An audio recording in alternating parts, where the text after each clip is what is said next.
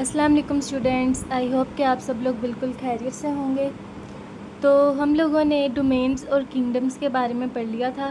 तो आज हमने पढ़नी है क्लासिफिकेशन ऑफ किंगडम एनिमेलिया, कि हम लोगों ने आगे किंगडम एनिमेलिया की क्लासिफिकेशन के बारे में पढ़ना है।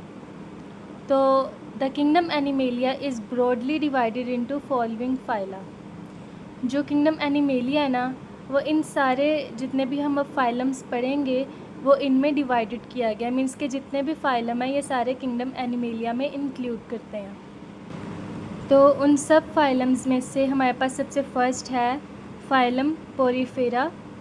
फाइलम पोरीफेरा, अब ये क्या होता है, अब हम इसके बारे में पढ़ते हैं। This phylum contains sponges. ये वाला जो हमारे पास फाइलम पोरीफेरा होता है, इनके पास क्या होते हैं, इनके पास स्पॉन्जेस होते हैं। ये अपने पास स्पॉन्जेस कंटेन करते हैं। Most of them are marine while some live in fresh water. काफ़ी जो फाइलम पोरीफेरा में ये जो स्पॉन्जेस होते हैं, ये जो काफ़ी होते हैं, ये समंदर में रहने वाले होते हैं और काफ़ी फ़्रेश वाटर में रहते हैं, मीन्स के इधर उधर तालाब वगैरह में। लेकिन इनमें जो काफ़ी ज़्यादा होते हैं, इनकी ज़्यादा तादाद समंदर में मैरीन में पाए जाते हैं, और जो कुछ होते हैं वो फ़्रेश वाटर्स में जीते हैं। Leucosolenia and Euplectella Venus flower basket are marine sponges. अब उन्होंने यहाँ पे एग्जांपल देके बताया हुआ है कि ये जो दो हैं ये हमारे पास मैरीन स्पॉन्जेस हैं। And Spongilla is a common fresh water sponge. और जो स्पॉन्जिला है वो फ्रेश वाटर स्पॉन्ज है। मीन्स के इन्होंने यहाँ पे पहले हमें बताया कि फाइलम पोरीफेरा के पास स्पॉन्जेस होते हैं। मीन्स के फाइलम पोरीफेरा में हमारे पास क्या होते हैं, sponges. Most of them are marine, means के इनमें काफ़ी ज़्यादा जो होते हैं ना, जो स्पॉन्जेस होते हैं वो काफ़ी मैरीन होते हैं, और जो कुछ होते हैं वो फ्रेश वाटर में पानी में रहते हैं। मीन्स के मैरीन मतलब समंदरी पानी में रहते हैं, और फ्रेश वाटर मतलब कि ये जो हमारे पास इधर दरिया वगैरह होते हैं ना, इस तरह के पानी में रहते हैं। फिर उन्होंने एग्जांपल्स दी हुई हैं मैरीन स्पॉन्जेस की, और फिर स्पॉन्जिला, ये फ्रेश वाटर स्पॉन्ज की उन्होंने एग्जांपल दी हुई है। फिर उसके बाद हम लोग इसके बारे में पढ़ते हैं। और sponges do not have tissue level organisation. जैसे कि बाकी ऑर्गेनिज़म्स के पास टिश्यू लेवल ऑर्गेनाइजेशन होती है, लेकिन स्पॉन्जेस के पास, फाइलम पोरीफेरा में जो स्पॉन्जेस होते हैं इनके पास टिश्यू लेवल ऑर्गेनाइजेशन नहीं होती। Most sponges are asymmetrical but some have radial symmetry. अब एसिमेट्रिकल क्या होता है, मतलब कि इनकी इस तरह की शेप होती हैं, जब इन्हें हाफ़ पीस में कट करें अगर हम, तो वो इक्वल नहीं होती। मीन्स कि अगर हम लोगों के पास इस तरह का एक है, तो हम इसको हाफ़ पीस में अगर हम हाफ़ में कट करते हैं तो ये इक्वल नहीं रहता। जबकि जो रेडियल सिमेट्री, मतलब अगर हम इसको हाफ़ करें ना, तो ये हमारे पास हर पार्ट में इक्वल आता है। जैसे हम लोगों के पास एक यहाँ सर्कल ड्रॉ करें, फिर एक हम लोग यहाँ पर से ऐसे करें, ये हमारे पास दोनों इक्वल आएंगे। फिर यहाँ पर से हाफ़ में कट करें, हम लोगों के पास इक्वल आएंगे। फिर ऐसे कट करें और ऐसे कट करें तो हमारे पास इक्वल आएंगे। मतलब ये हमारे पास रेडियल सिमेट्री होती है, जो कि जिनको हम कट करें तो इक्वल होते हैं। लेकिन अगर इनको कट करें बीच में से और वो इक्वल ना हो, मीन्स कि एक साइड पे ज़्यादा एक साइड पे कम, तो उन्हें एसिमेट्रिकल कहते हैं। तो ये उन्होंने बताया कि जो काफ़ी स्पॉन्जेस होते हैं वो एसिमेट्रिकल होते हैं, मतलब ये अगर इनकी शेप बिल्कुल लेवल पे नहीं होती। But some have radial symmetry, जिनकी शेप बिल्कुल ठीक होती है, जिनको अगर हम हाफ़ पीस में कट भी करें तो दोनों साइडों से हाफ इक्वल होगा। They do not have nervous system. जैसे इनके पास टिश्यू लेवल ऑर्गेनाइजेशन भी नहीं होती, तो इनके पास नर्वस सिस्टम भी नहीं होता। मीन्स कि इनकी बॉडी में नर्व्स का पूरा सिस्टम नहीं होता। There are numerous pores in body wall called ostia. अच्छा, इनकी जो बॉडी वॉल होती है ना, वहाँ पर काफ़ी ना पोर्स होते हैं, छोटे छोटे से ना पोर्स होते हैं, काफ़ी होते हैं पोर्स थ्रू। और उन पोर्स को हम क्या कहते हैं, ओस्टिया कहते हैं। उन पोर्स को हम लोगों ने नाम दिया हुआ है ओस्टिया का। Through ostia water enters the body. अब इन पोर्स का, ओस्टिया का काम क्या होता है, इसके ज़रिए से इनकी स्पॉन्जेस की बॉडी के अंदर वाटर एंटर होता है। मीन्स के वाटर, पानी इनकी मदद से स्पॉन्जेस की बॉडी के अंदर दाखिल होता है। The large pores through which water leaves the body is called osculum। जिस तरह हमारे पास काफ़ी पोर्स थे जिनकी मदद से पानी एंटर होता था, उन्हें ओस्टिया कहते थे। लेकिन हमारे पास कुछ बड़े बड़े पोर्स भी होते हैं इनके बॉडी वॉल पे, उन्हें क्या कहते हैं, ऑस्कुलम कहते हैं। और इसके ज़रिए से पानी इनकी बॉडी से रिलीज़ होता है, मीन्स के पानी इनकी बॉडी से लीव करता है। मीन्स के जो न्यूमेरियस पोर्स हैं ऑन बॉडी वॉल, इन्हें ऑस्टिया कहते हैं। इनकी मदद से पानी एंटर होता है और ऑस्कुलम की मदद से पानी बॉडी से बाहर निकलता है। The outer layer of body is made of thin flat cells called pinacocytes. जो इनकी बॉडी की 3 लेयर्स होती हैं, सबसे आउटर लेयर, फिर सेकंड लेयर, फिर थर्ड लेयर। इस तरह से इनकी बॉडी की 3 लेयर्स होती हैं अगर हम ऐसे करें ना तो, और फिर अंदर ये होते हैं।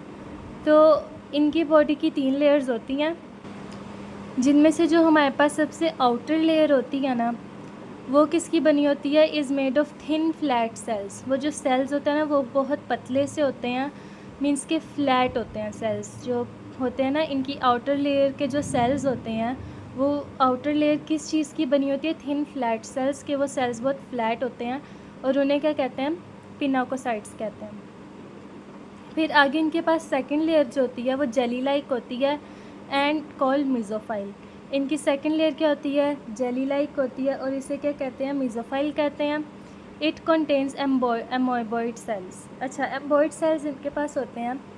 एम्बॉयड सेल्स मतलब ये, अगर हम लोग, ये तो पहली बात है, इसको मूव करने में हमारी स्पॉन्जेस की मदद करते हैं। एम्बॉयड सेल मूव करने में मदद करते हैं और शेप प्रोवाइड करते हैं, मीन्स के ये जेली लाइक होते हैं और ये मूवमेंट में मदद करते हैं और शेप प्रोवाइड करते हैं। तो इनकी जो सेकंड लेयर है वो एम्बॉयड सेल इसके अंदर होते हैं और इसकी सेकंड लेयर को मेसोहाइल कहते हैं। The third layer which lines the spongocoel is made of choanocytes और कॉलर सेल्स। इनकी जो थर्ड लेयर होती है ना वो स्पॉन्जोसोल की बनी होती है और उन्हें, मीन्स के, एक मिनट, हाँ, इनकी जो थर्ड लेयर होती है ना वो इनकी बॉडी को ना इन्होंने कवर किया होता है। तो वो किस चीज़ की बनी होती है, च्वानोसाइट्स या कॉलर सेल भी कह सकते हैं। मैं आप लोगों को आगे डायग्राम में दिखाती हूँ। ये देखें, यहाँ पर उन्होंने पूरी डायग्राम में एक्सप्लेन किया हुआ है कि ये होता है हमारे पास च्वानोकाइट, ये इसे कॉलर सेल भी कहते हैं और इसके पास फ्लैजेलम भी होता है। इस तरह से ये सबसे पहले उनके पास डायग्राम बनी हुई है। यहाँ पे हमारे पास ओस्टिया, तो यहाँ से पानी एंटर होता है और ऑस्कुलम, यहाँ से पानी रिलीज़ होता है। और ये जो छोटे छोटे ब्लॉक्स बने हैं, इनको अगर इनको जूम करके दिखाएं तो हमारे पास इसकी सबसे फर्स्ट लेयर है पिनाकोसाइट्स। ये यहाँ पे ये छोटी छोटी, ये जो ब्राउन कलर की है ना, ये पिनाकोसाइट्स है फर्स्ट लेयर। और फिर यहाँ पे ओस्टियम है हमारे पास, ओस्टिया, ये जो रेड रेड है ना, ये ओस्टिया, यहाँ से पानी एंटर होता है, इन्होंने जूम करके दिखाया हुआ है। और ये च्वानोकाइट है, ये रेड रेड, इसके ये है हम लोगों के पास सबसे लास्ट लेयर। जो सेंटर में लेयर है ना, ये येलो कलर की, ये है मेसोहाइल और इसके पास एम्बॉयड सेल हैं, ये ग्रीन कलर के। पहली लेयर ये वाली, दूसरी लेयर ये वाली और तीसरी लेयर ये वाली। और इस तीसरी लेयर के साथ ये जो ब्राउन ब्राउन है, इसे कहते हैं कॉलर सेल। ये first layer, second layer, third layer इन्होंने जूम करके दिखाई हुई है, मीन्स के यहाँ पर जो फर्स्ट लेयर है ये पतली सी लाइन है, सेकंड लेयर ये लाइट येलो सी, और जो थर्ड लेयर है ये रेड वाली। ये आप लोगों को आई होप यहाँ तक समझ में आ चुका होगा। और ये जो इसके अंदर होता है इसे कॉलर सेल्स कहते हैं। तो अब हम वापस टॉपिक पे चलते हैं। तो कहाँ पर थे हम, यहाँ। They have skeleton in form of microscopic needles of calcium carbonate और सिलिका। इनके पास एक स्केलेटन होता है, वो किस फॉर्म में होता है इनके पास, कैल्शियम कार्बोनेट की नीडल्स में या सिलिका, मीन्स कि इनके अंदर जो स्केलेटन होता है वो किसका बना होता है, कैल्शियम कार्बोनेट का। Most sponges reproduce asexually by budding और रीजनरेशन। काफ़ी जो स्पॉन्जेस होते हैं वो बडिंग से भी रिप्रोड्यूस कर सकते हैं या तो रीजनरेशन से भी रिप्रोड्यूस करते हैं, एसेक्सुअली रिप्रोड्यूस करते हैं। Some sponges form resistant capsules called gemmules containing masses of amoeboid cell. अच्छा, कुछ स्पॉन्जेस होते हैं हम इनके पास के जो ना, जिनके पास रेजिस्टेंट कैप्सूल्स होते हैं, और उन कैप्सूल्स का क्या नाम होता है इन्होंने मीन्स के ये जो कुछ स्पॉन्जेस होते हैं रेजिस्टेंट कैप्सूल फॉर्म करते हैं, मीन्स के रेजिस्टेंट कैप्सूल बनाते हैं, प्रोड्यूस करते हैं, और उनको क्या कहते हैं गैम्यूल्स, और इनके पास काफ़ी ज़्यादा एम्बॉयड सेल्स होते हैं। व्हेन पेरेंट स्पॉन्जेस जाए इट रिलीजेस इज गैम्यूल, मतलब कि जैसे कि एक स्पॉन्ज है और इसके अंदर ना इसका एक गैम्यूल भी होता है, ठीक है। अब जैसे ये स्पॉन्ज मर जाता है ना तो इसके अंदर से इसका ये गैम्यूल बाहर निकल आता है, और in favourable environment amoeboid cell come out of gemmule and form a new sponge. और जब ये जो गैम्यूल होता है इसके अंदर से एम्बॉयड सेल्स बाहर निकलते हैं और वो फिर नया स्पॉन्ज बना लेता है। मीन्स कि जब एक स्पॉन्ज मरता है वैसे इनके अंदर ऐसे कुछ स्पॉन्जेस होते हैं जो इस तरह के सेल अपने अंदर कैप्सूल्स बनाते हैं कि जब वो मर जाते हैं ना, जब पेरेंट स्पॉन्ज मर जाता है तो इसके अंदर से एक गैम्यूल रिलीज़ होता है, और जब इनके पास अच्छा इन्वायरमेंट होता है, अच्छा माहौल होता है, तो इस गैम्यूल में से एम्बॉयड सेल्स निकलते हैं, जिसकी वजह से उसके बाद थोड़ी देर बाद वो आहिस्ता एडल्ट में मतलब स्पॉन्ज में तब्दील हो जाते हैं। इस तरह इनकी रिप्रोडक्शन होती है। तो आई होप कि आप लोगों को फाइलम पोरीफेरा के बारे में समझ आ चुका होगा, और अगर आप लोगों को समझ नहीं आता तो आप कमेंट सेक्शन में कह सकते हैं, मैं इसको दोबारा से समझाने की ज़रूर कोशिश करूँगी। तो अभी के लिए अल्लाह हाफ़िज़, मिलते हैं अगले लेक्चर में। शुक्रिया।